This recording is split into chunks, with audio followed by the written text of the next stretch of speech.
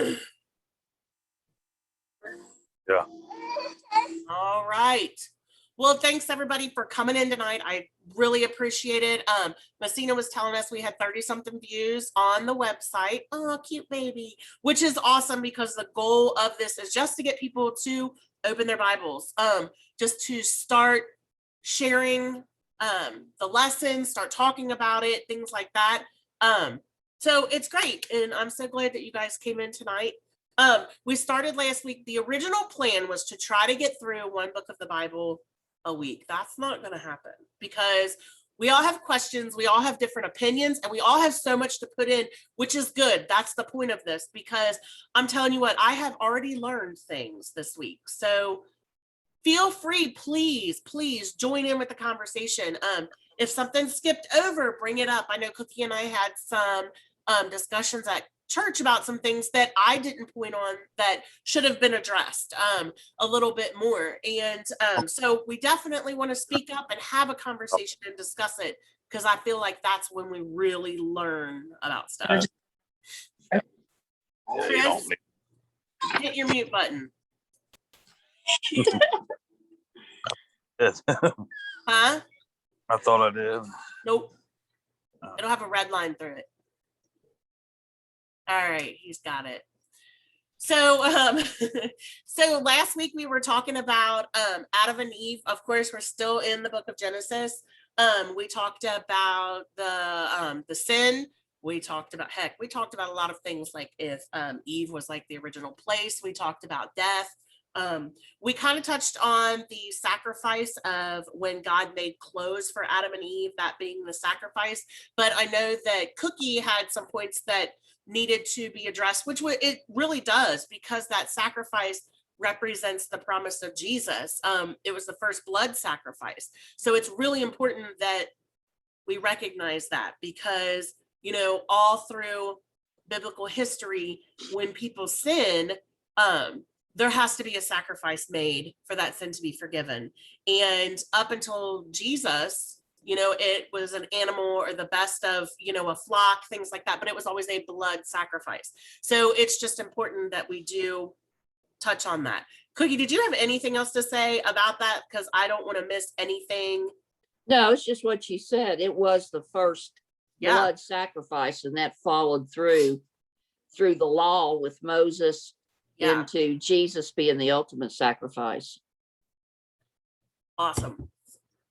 All right. Did anybody have anything from last week that they wanted to talk about or anything like that? I don't know if everybody got to watch last week's, but did anybody have anything to touch on with that or anything?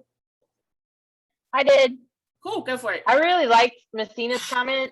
About how God walked with them, and how that symbolizes God walking with us now. And I loved that. Like, I went off on that all week, like in my journal and stuff. It really got me thinking about a lot of stuff. I thought that was a really good comment. Well, that's awesome, because you really needed it this week. So to know that God was standing there with you and walking with you through every single bit of it. So that's awesome. That's so good. Okay.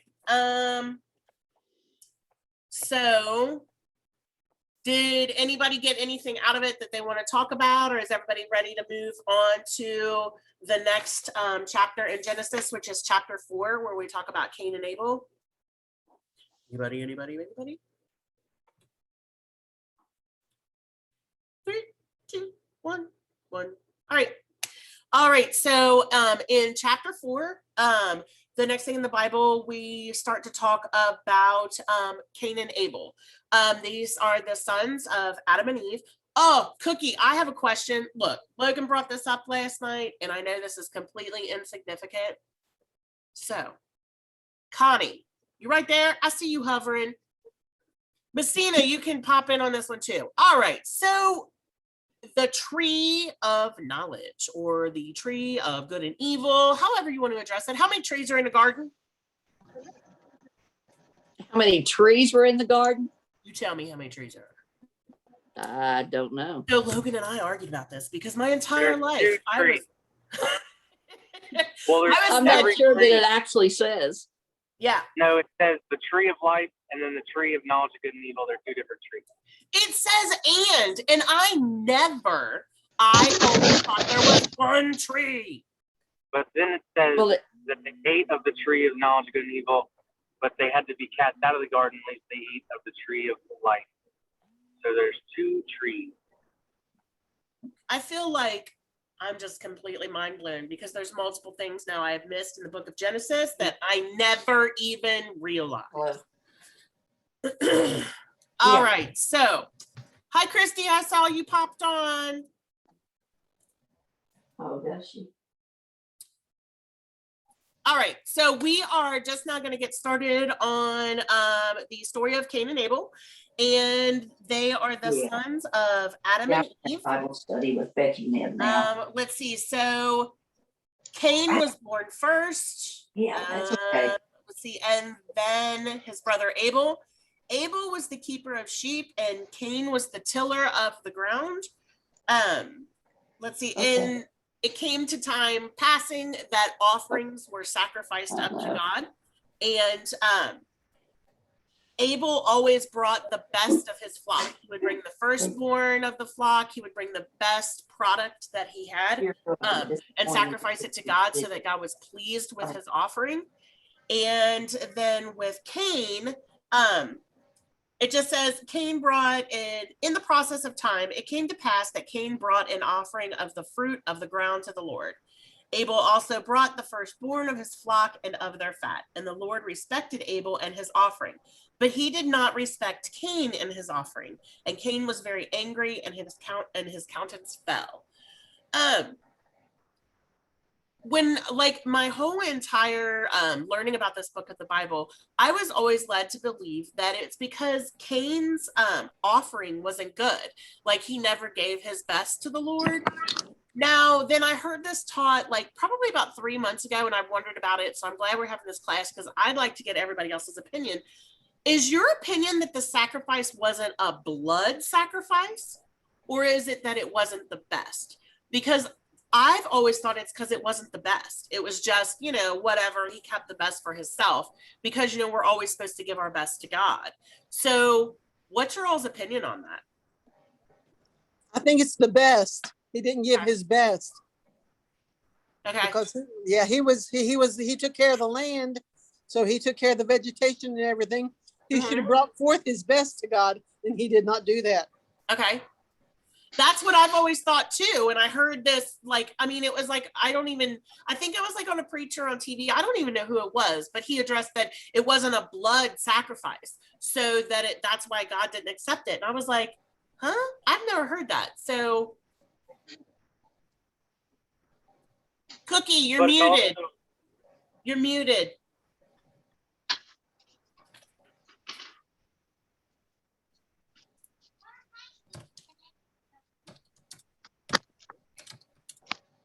I'm typing to Cookie. Cookie, push the mute button. Oh, the How's that?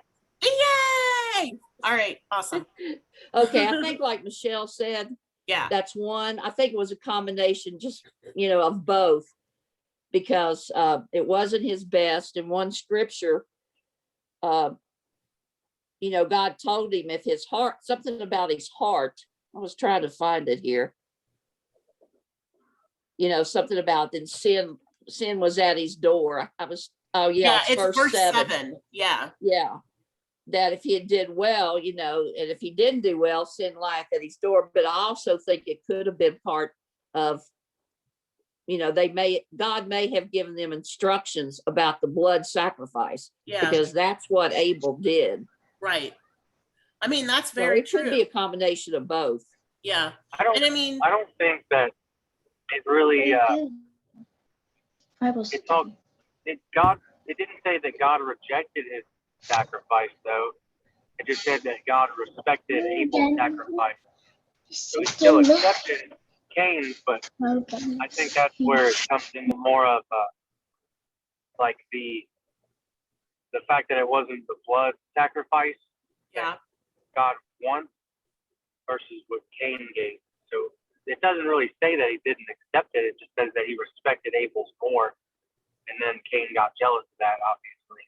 That's true. It does say that. It definitely says Yeah. And the Lord respected Abel and his offering, but he did not respect Cain and his offering. So, I mean, that's true. It could be that it was accepted, but, you know, it just wasn't up to par. You know what I mean? So, yeah, I mean, that's definitely a good point, Logan. That is. It's a really good point.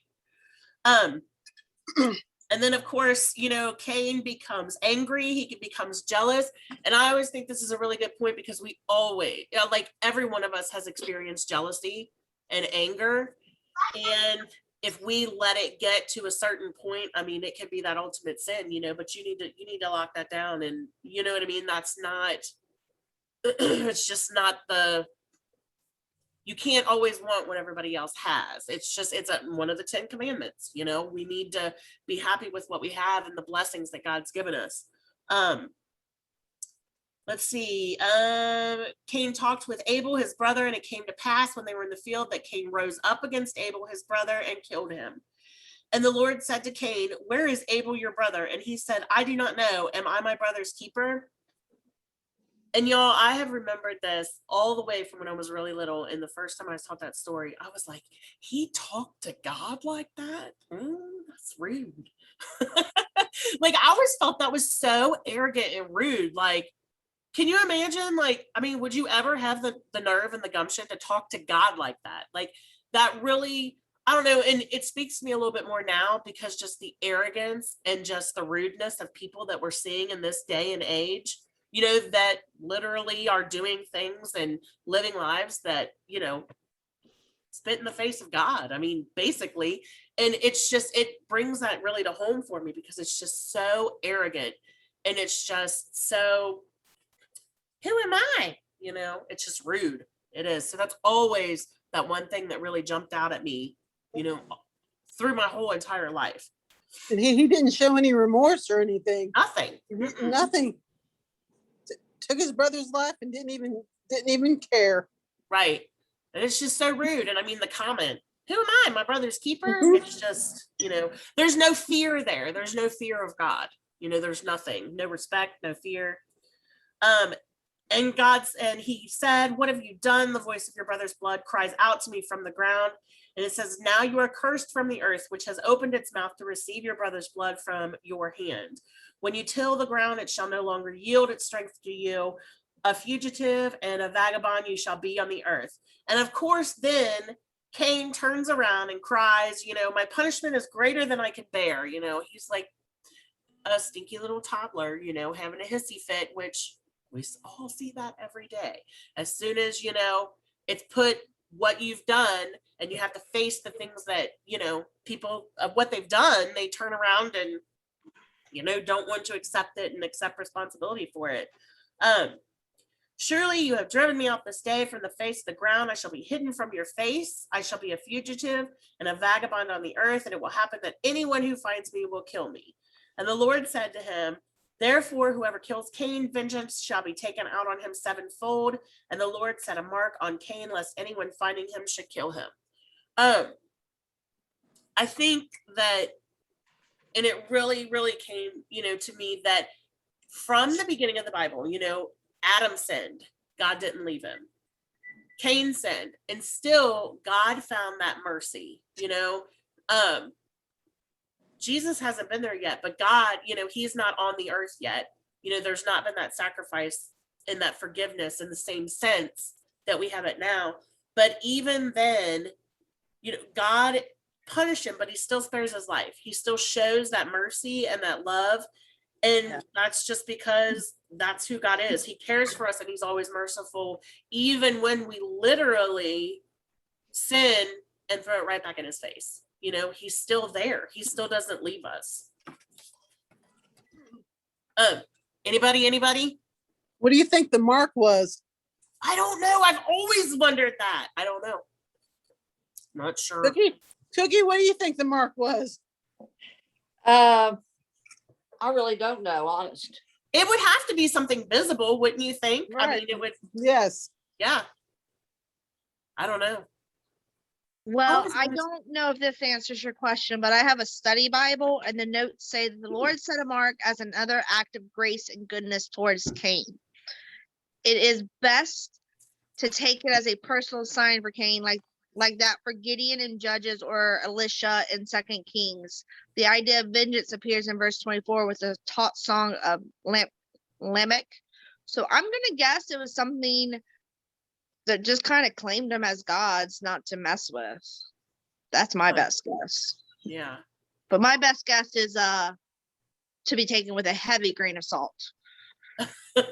I don't know. I always wondered, like, I'm like, oh, is it like, I don't know, a third eye? I don't know, something. There had to be something visible for me. Cookie, don't laugh at me. You're funny.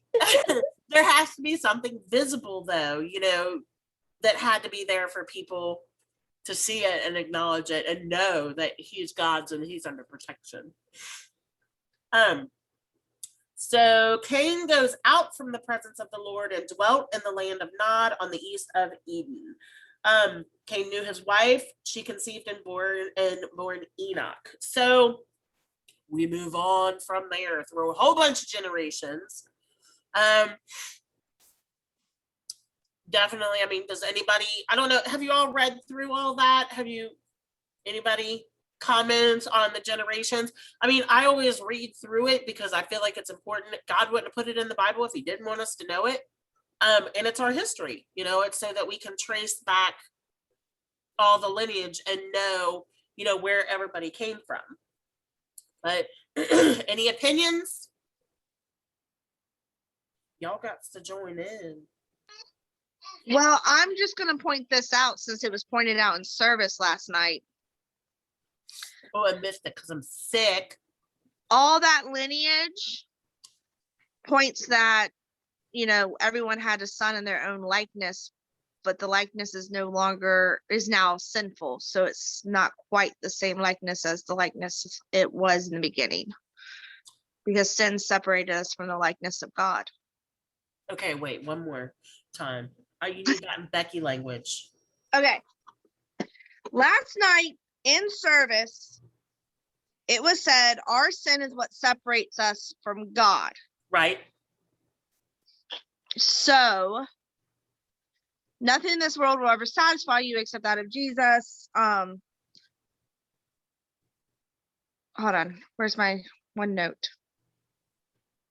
But basically what I heard, and keep in mind I'm dealing with toddler while listening. You're fine. Was that God created us in his likeness, but when we sinned, there was a separation.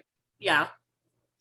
So all that lineage is showing that, you know, everything was created in like Adam's image, but now there's a sin nature to it. So we're all sinners at the start.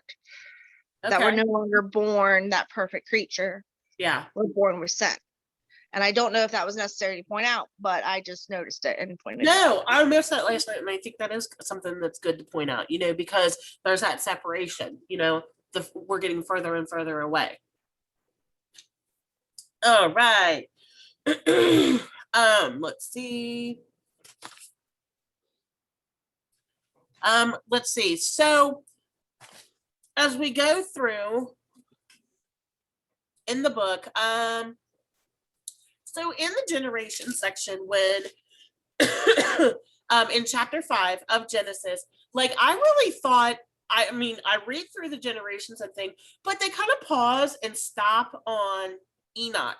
And I really, really wish we would have more detail on him. That's because it literally says he is such a good guy that God took him.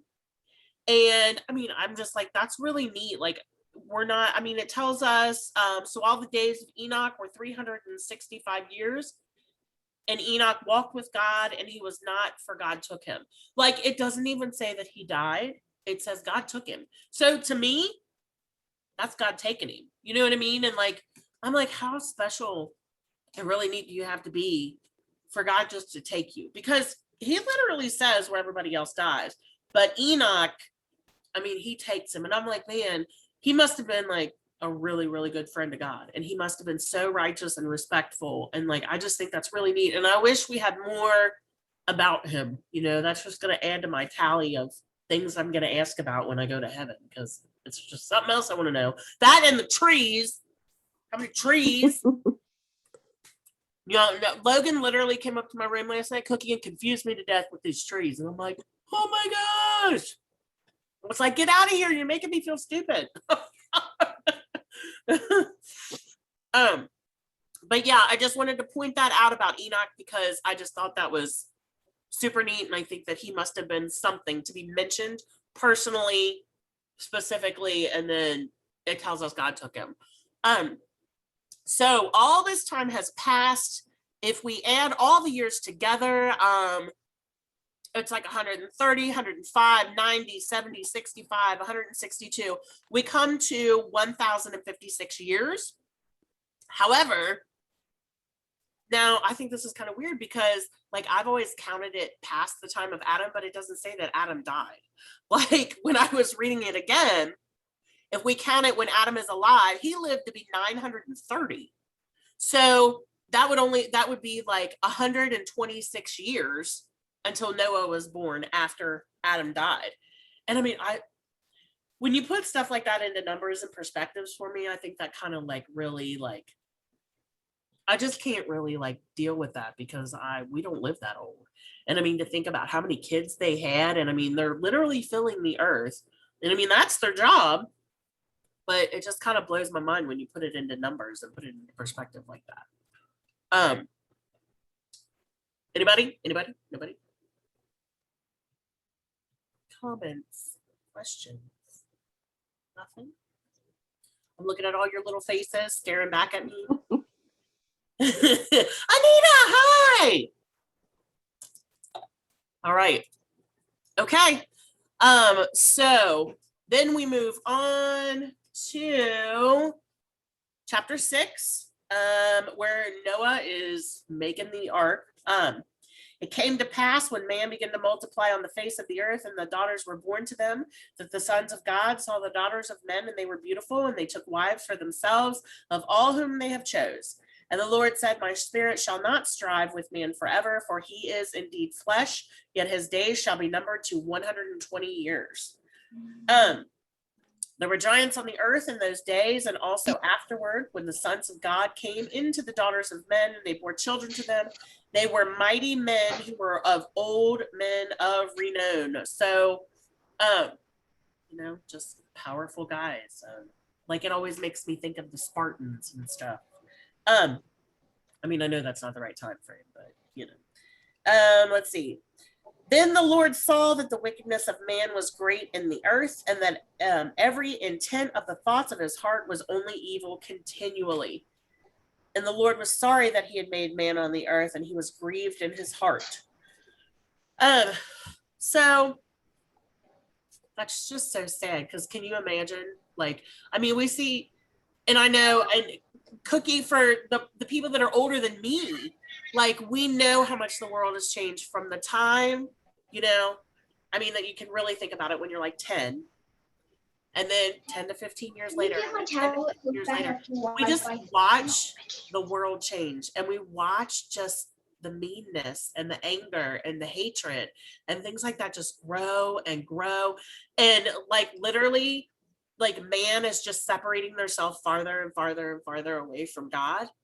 And it always really, like when we talk about Noah's Ark, it just really hits to me. Like, I'm like, gosh, I cannot believe that the world is turning into what it's turning into, And I mean, I can only imagine how God felt looking at his people, his creation, like his love, because he loved them so much.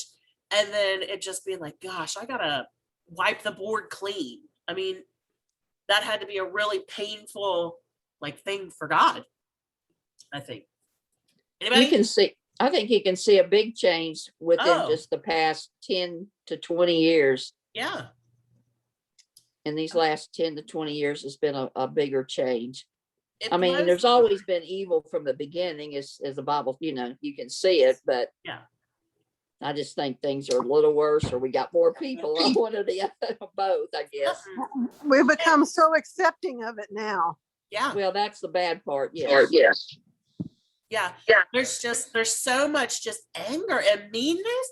People are just so downright nasty. I mean, Rachel, I know when we grew up, it would be a Sunday and we'd walk to the store and there would be no traffic because everybody was either at church, they were home with their families. We had Sunday dinners at grandma's, like, I mean, it was just like that. And then like people were kind and they were, let me get that door for you. And now you're lucky they don't slam it in your face.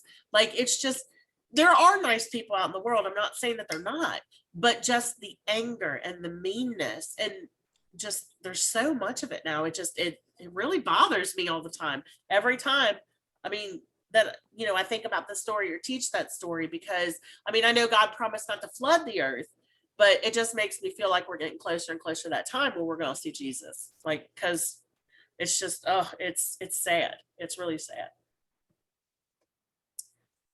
Let's see. So the Lord was sorry that he had made man. And he said, I will destroy man who I have created from the face of the earth. Sorry, y'all, my nose. Both man and beast, creeping thing, and birds of the air, for I am sorry that I have made them. But Noah found grace in the eyes of God. And isn't it cool? Like, we're getting ready to end today just because we're like 2 minutes from 7:30 and our meeting will cut off like a few minutes after that. There's always a but.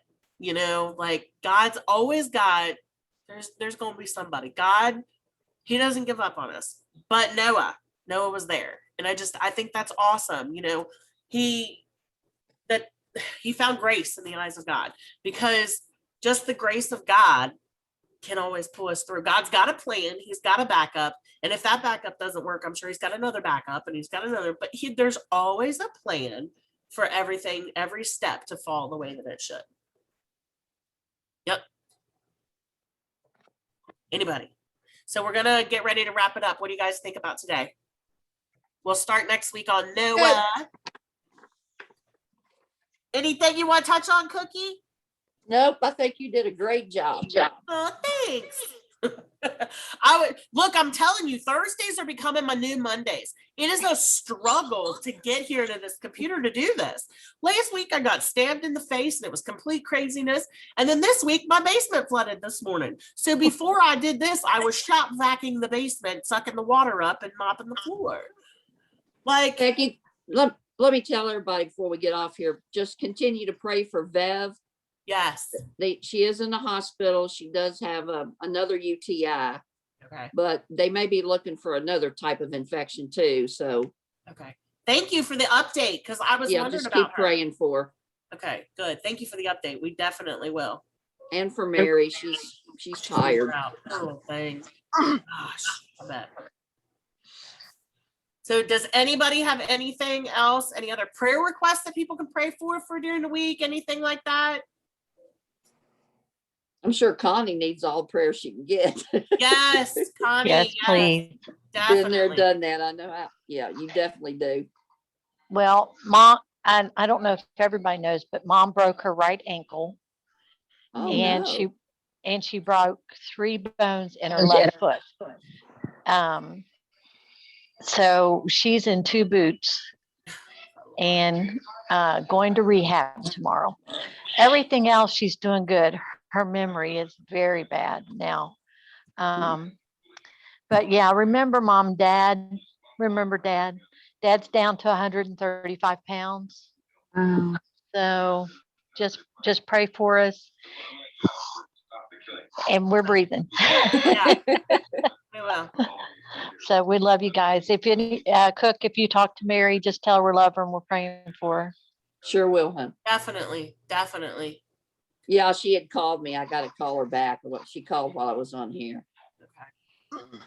Well, I love you all. Thank you, everybody.